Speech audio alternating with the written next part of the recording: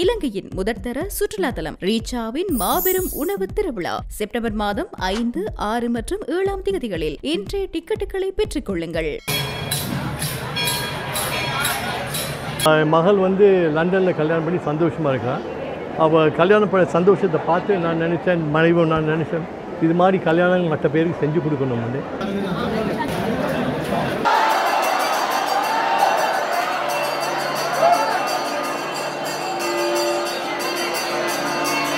நாங்கள் சந்தோஷமாக இருக்கிற மாதிரி கடவுளை அவங்களுக்கு ஆசீர்வாதம் பண்ணி நல்லா சந்தோஷமாக இருக்கணும்.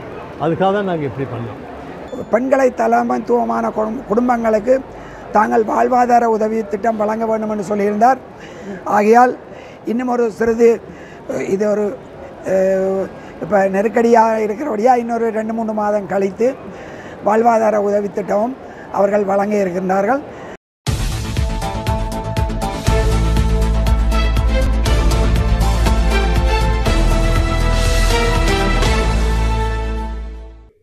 வணக்கம். மற்றும் ஒரு செய்தி. தொண்டமானாறு செல்வச்சந்நிதி ஆலயத்தில் முதன்முறையாக ஒரே நேரத்தில் 111 ஜோடிகளுக்கு திருமணம் செய்து வைக்கப்பட்டுள்ளது. யாழ்ப்பாண மாவட்டத்திலும் 15 பிரதேச செயலத்திற்கு உட்பட்ட திருமணம் செய்யாத மற்றும் பதிவு திருமணம் செய்து தாலி கட்டாதவர்கள் உள்ளிட்ட 111 ஜோடிகளுக்கு சிங்கப்பூரை சேர்ந்தவரும் யாழ்ப்பாணத்தை பூர்வீகமாக கொண்டவருமான தம்பதியினர் திருமணத்தை நடத்தி வைத்துள்ளனர்.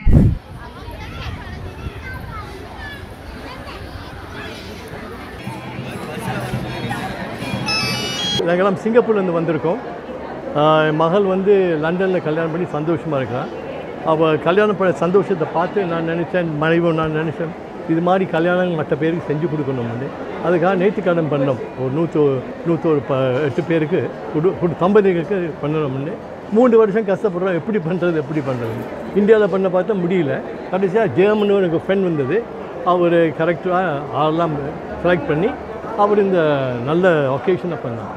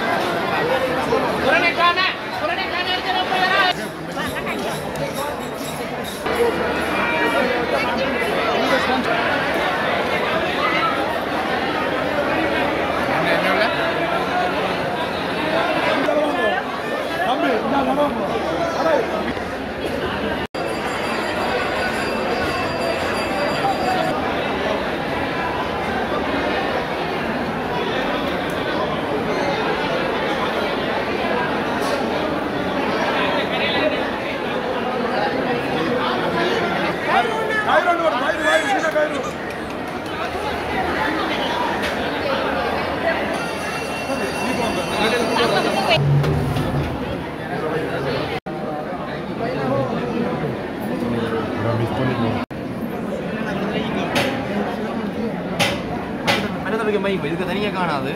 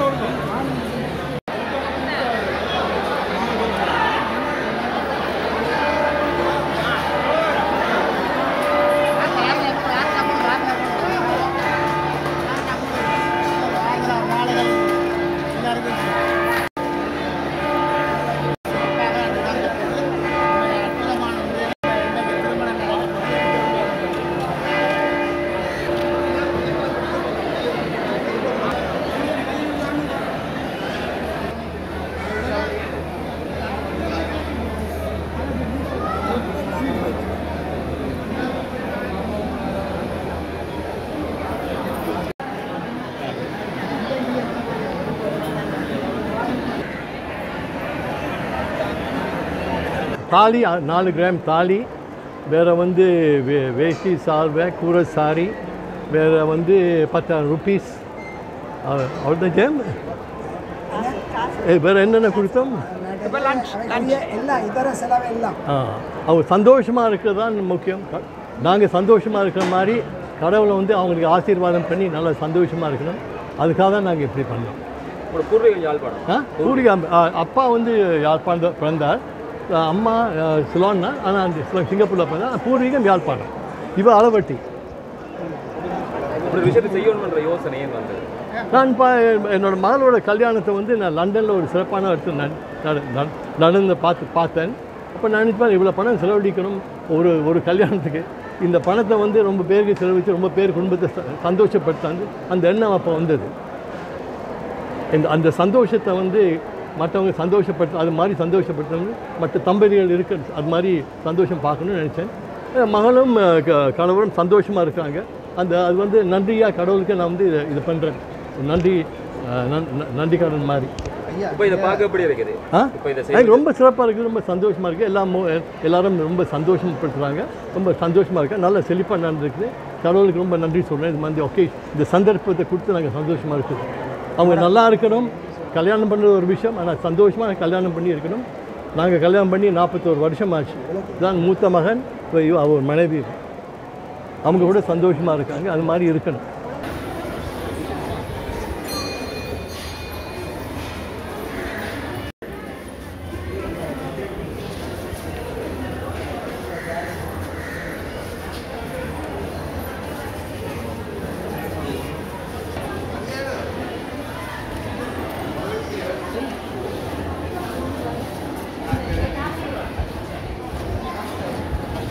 அதாவது இன்றைக்கு செல்வச்சன்னதி ஆலயத்திலே அதாவது 110 கல்யாணங்கள் எங்களோட யாழ்ப்பாணத்தை பூர்வீகமாகவும் சிங்கப்பூரை நிரந்தர வசிப்பிடமாகவும் கொண்ட திருமதி டிடி துரை மற்றும் சுமதினி தம்பதிகள் அவர்களுடைய புத்திரன் எல்லோரும் இங்கே வந்து சிறப்பாக செல்வச்சன்னதி ஆலயத்திலே நடைபெற்றிருக்கின்றது. நாங்கள் 110 பேர், முதல் 108 இருந்த நாங்கள், பிறகு 110ஆக அது வந்தது. கடைசி நேரத்தில் இன்னும் ஒருவர் வந்தார். அப்போ அவருக்கு நாங்கள் அந்த தாலி செய்ய முடியலை. இருந்தும் இப்போது அவருக்கு மஞ்சள் கயிறு கட்டப்பட்டிருக்கிறது. அவருக்கும் அப்போ எல்லாருக்கும் 111 பேருக்கு நாங்கள் இன்றைக்கு செய்து வச்சிருக்கிறோம். அவருக்குரிய தாலியும் பின்பு அவர்கள் அனுப்பி அவர்களுக்கு ஒப்படைப்பதாக சொல்லியிருக்கிறார்கள். அதனுடைய இந்த கல்யாணத்தை அவர்கள் இதை முந்தி இந்தியாவில் செய்வோம் என்று அங்கே இங்கே செய்வோம் என்று தான் முதல் வழிகிட்டது. நாங்கள் இலங்கையை பூர்வீகமாக கொண்ட அவர்கள் இலங்கையில் தான் செய்ய வேண்டும் என்று நாங்கள் எல்லோரும் விருப்பப்பட்டதுக்கு அமைய என்ற எல்லோரும் இலங்கையர்கள். அதனுடைய இலங்கையில் எவ்வளவோ மக்கள் போரினால் பாதிக்கப்பட்ட மக்கள் இருக்கா, அவர்களுக்கு இதை செய்யணும் என்ற நோக்கத்தில் அவர்கள் இதை செய்திருக்கிறார்கள். உண்மையிலேயே அவர்களை நாங்கள் மனப்பூர்வமாக பாராட்டுகின்றோம். அவர்கள் தொடர்ந்தும் சில வாழ்வாதார உதவி திட்டங்கள் வழங்குவதற்கு ஆயத்தமாக இருக்கிறார்கள்.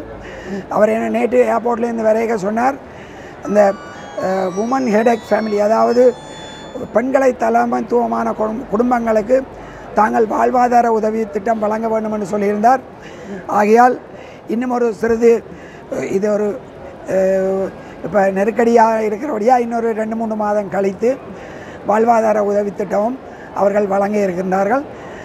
ஆகையால் இப்படியான உதவி திட்டங்களை அவர்கள் சிங்கப்பூரில் புலம்பெயர்ந்து கனகாலமாக இருக்குது. ஆனால் இருந்தும் இங்கே வடமாகாணத்திலே அவர்கள் தமிழ் மக்களுக்கு உதவி செய்யணும் என்று இங்கே வந்து இதை செய்கிறார்கள்.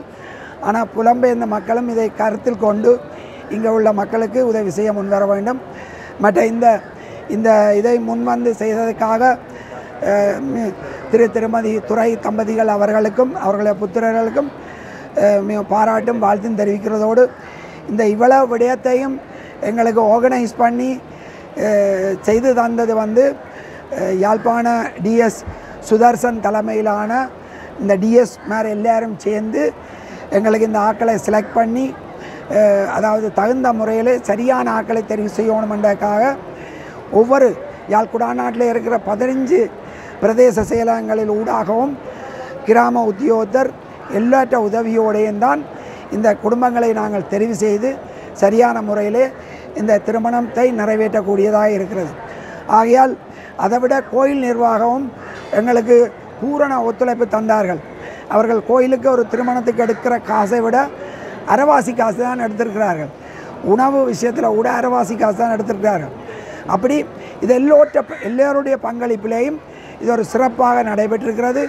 ஆகையால் பிரதேச செயலர்கள், கோயில் நிர்வாகம், கிராம உத்தியோகத்தர் மற்றும் இந்த தம்பதிகள் எல்லோருக்கும் இந்த இது நல்ல வடிவாக நடைபெற்றிருக்கிறது. ஆகையால் இந்த எல்லோருக்கும் நன்றி சொல்வதுடன் இந்த 111 குடும்பங்களும் எதிர்காலத்திலே சீரும் சிறப்புமாக வாழ வேண்டும் என்று இன்றைக்கு அவர்களை வாழ்த்தி நாங்கள் இந்த திருமணத்தை செய்து வைத்திருக்கின்றோம்.